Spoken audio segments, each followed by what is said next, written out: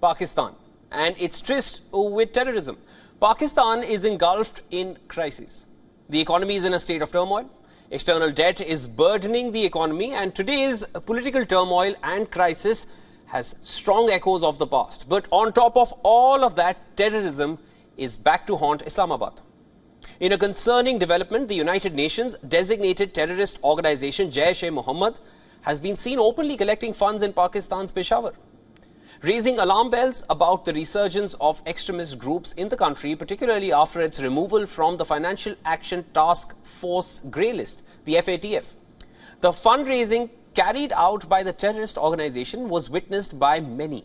A Twitter user from Peshawar recounted his experience during the Eid prayer.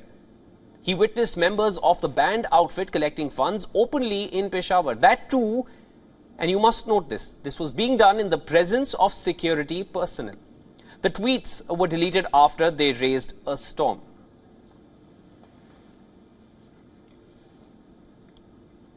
Another Twitter user expressed his disappointment and shared that such fundraising is a common sight in Pakistan. Moreover, this is not an isolated incident. Several users have pointed out that fundraising for extremist groups is happening in other parts of the country as well. It's not just in Peshawar. The recent attack on Indian Army soldiers in Jammu and Kashmir's Poonch district was claimed by the PAFF. Now, this is a terror group that is an affiliate of Jaish-e-Mohammed, which is being openly funded in Pakistan. Now, in the fund collection drive by the parent outfit, Jaish-e-Mohammed, a desperation to spread terror in India comes through. So the ease with which these groups are openly collecting funds is raising concerns about the government's ability to crack down on extremist activities. The FATF placed Pakistan on its grey list in 2018 due to its failure to curb terror financing. Pakistan was on that grey list for 4 years, and FATF removed it just last year in October. However, recent developments such as the open fundraising by the terror group suggests that the country still has a long way to go in curbing extremist activities.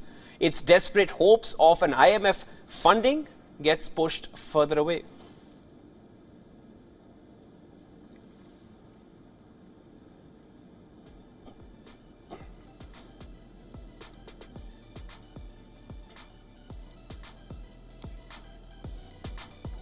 For more on this, we have Colonel Retired Richardson, who is a senior fellow at the Atlantic Council and the Jamestown Foundation. Welcome to the broadcast, sir. Good to see you. The attack on Indian Army soldiers in Jammu and Kashmir's Poonch district was linked back to Jaish-e-Mohammed, which is openly being funded in Pakistan. Is it yet another proof of Pakistan funding terror in India? And how should India respond ideally? Well, unfortunately, it's not an entirely new problem. As the United States found in Afghanistan, the ability for terror groups that are attacking Western interests, or in this case, Indian interests, to move within Pakistan, to recruit within Pakistan, and to fundraise in Pakistan is an established fact.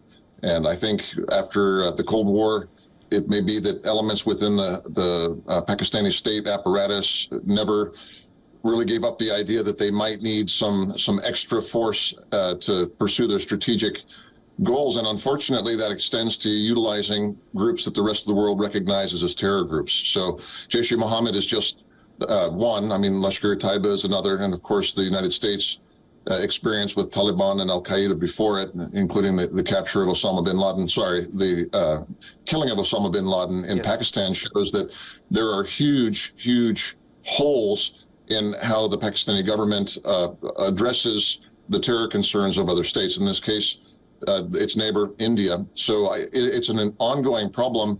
And I think this is not good for Pakistan. It's not good for the region.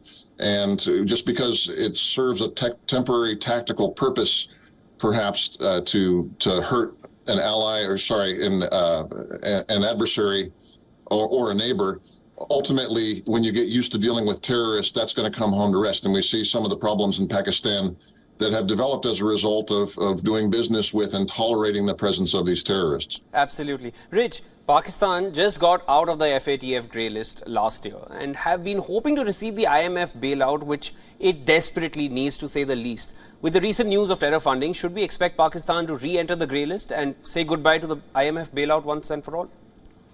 Well, I think that's perhaps a bit hasty conclusion to draw from this. When we see that there are sort of low-level, non-official funding, it's a little different. It does show that there's some concerns, and FATF certainly addresses with countries that are of concern the requirement to tighten up enforcement. It's a little different than situations where we see, for instance, the Iranian government openly and publicly funding terror-linked movements in Yemen and other places. So it's sort of a different category. This is one of lax enforcement against sort of low-level activities by private organizations and so forth. So I think the way that this normally works, there will be some meetings and some officials that are associated with FATF will express their concerns and try to prompt action on the part of the Pakistani government. I think you'd see some more raising the temperature that way before you see sort of, kicking this back into the gray list or banning some sort of international lending